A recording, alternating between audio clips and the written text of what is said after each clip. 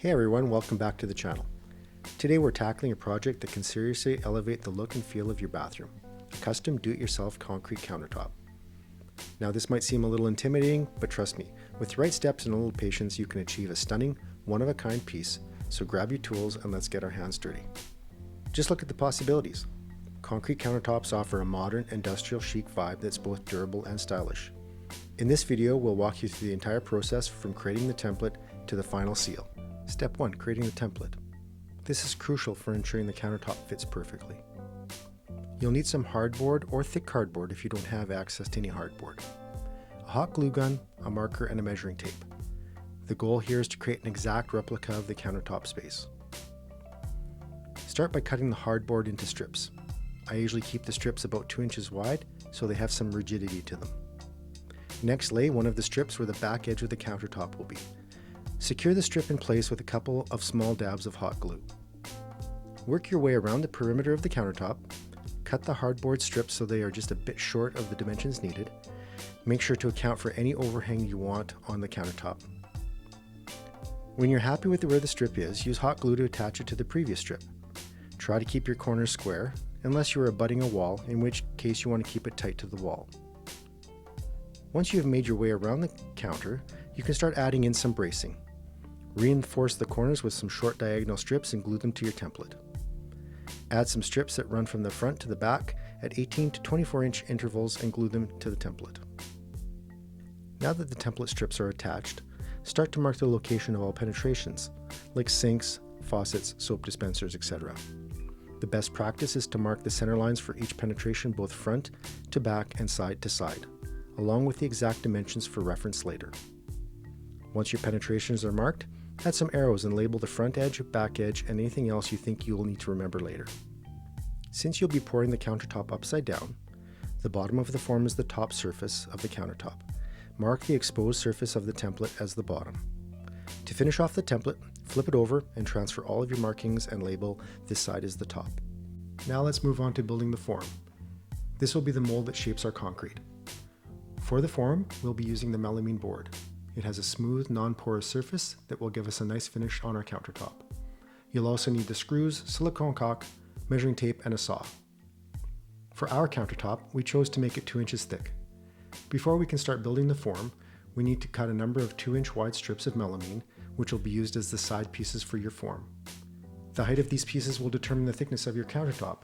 If you want your countertop to be different than 2 inches, cut your strips to match the thickness you choose.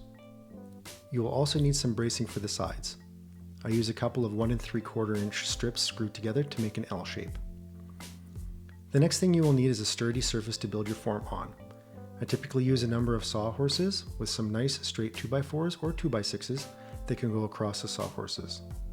I then attach 3/4 inch plywood to the 2x4s. The surface of the plywood needs to be flat and as close to perfectly level as you can make it.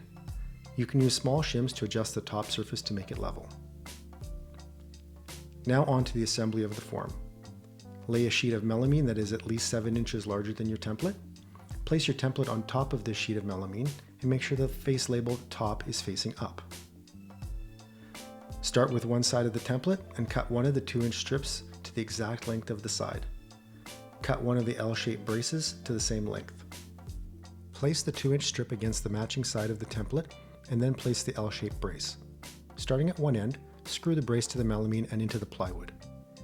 Continue fastening the brace by adding a screw about every 6 to 8 inches, making sure that there are no gaps between the template, the 2-inch strip, and the brace.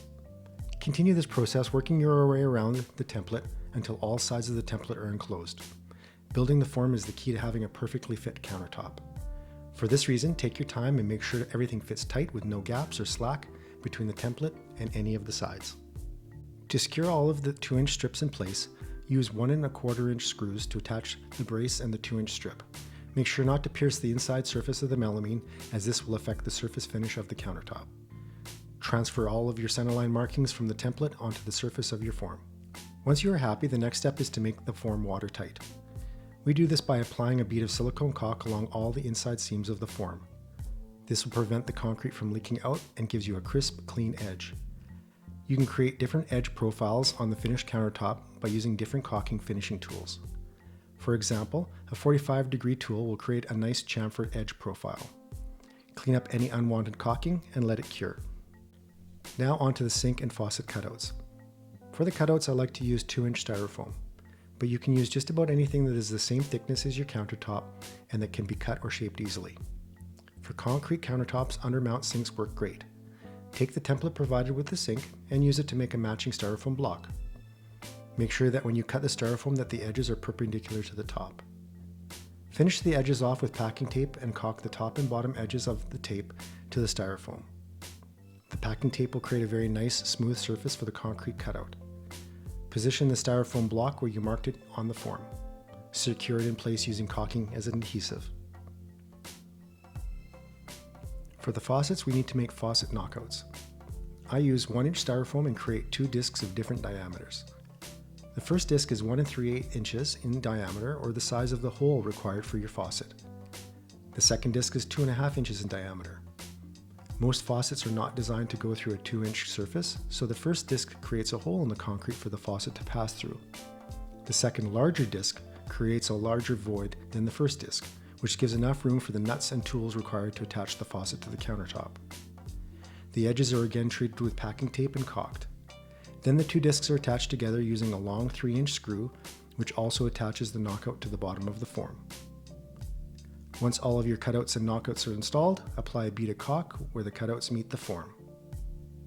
Before we add any concrete to the form, we need to give the countertop some additional strength in the form of reinforcement. Typically, I add concrete wire mesh that I suspended approximately the center of the thickness of the countertop. Then I run 1 length of 1/2-inch treated rebar along the front of the countertop and a second length along the back of the countertop. Keep all of your reinforcements at least 3/4 of an inch away from the sides of the form or any cutout or knockout edges. Use light gauge wire to suspend the rebar and mesh, running it over the edge of the form and securing it to the brace with a screw. Now for the exciting part, mixing the concrete. For this project, we'll be using a high-strength concrete mix. I like to use Cheng Pro formula additive and all-in-one countertop mix containing pigments, fibers, water reducer, accelerants, and other ingredients ideal for precast countertop construction. If you don't have access to a concrete mixer, you'll need a sturdy mixing tub or wheelbarrow and a shovel or hoe for mixing. Concrete dust can be harmful, so always protect yourself.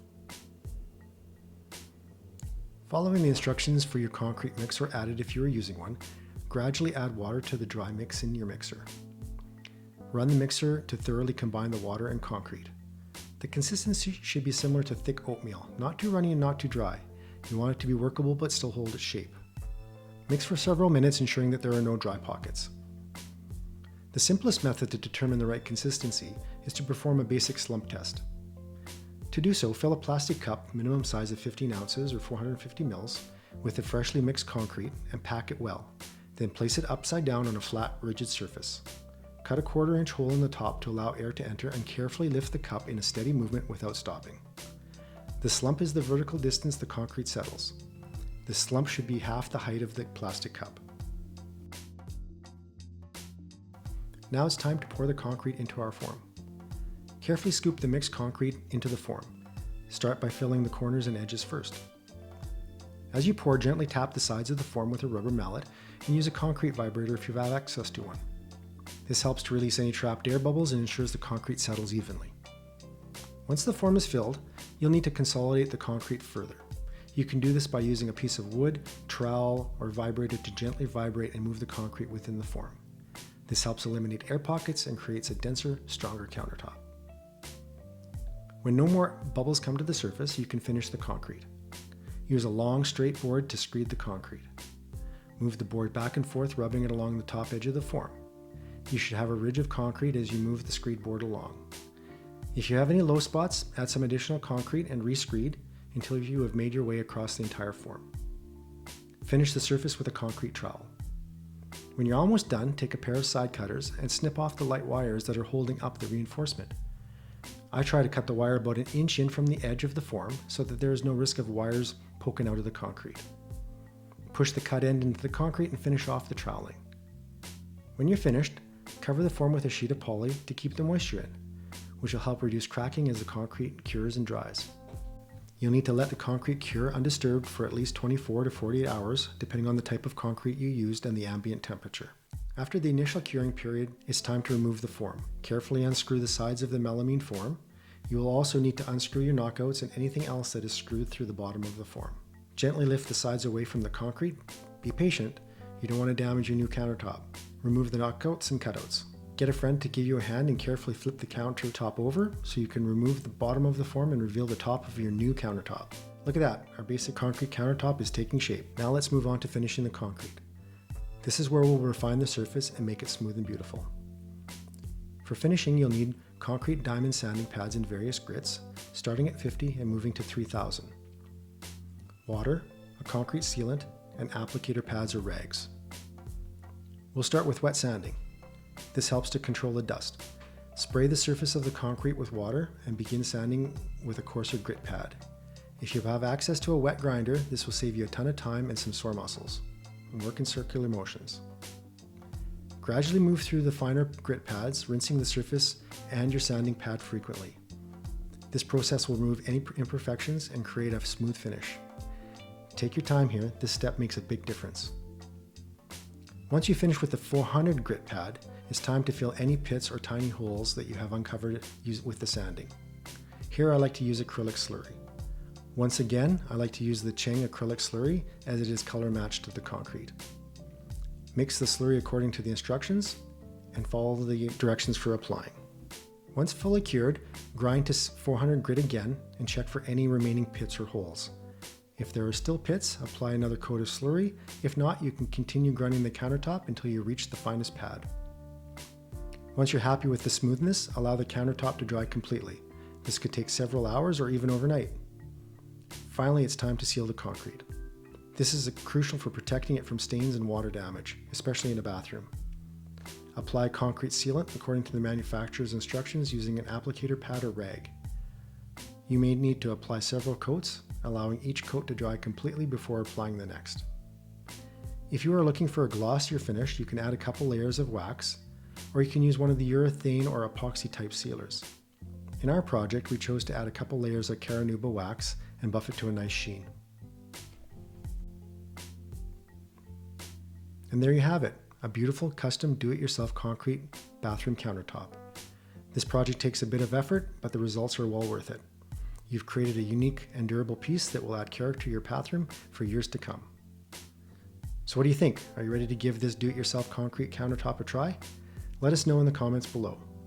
Don't forget to like this video and subscribe for more do-it-yourself projects. Thanks for watching, and we'll see you in the next one.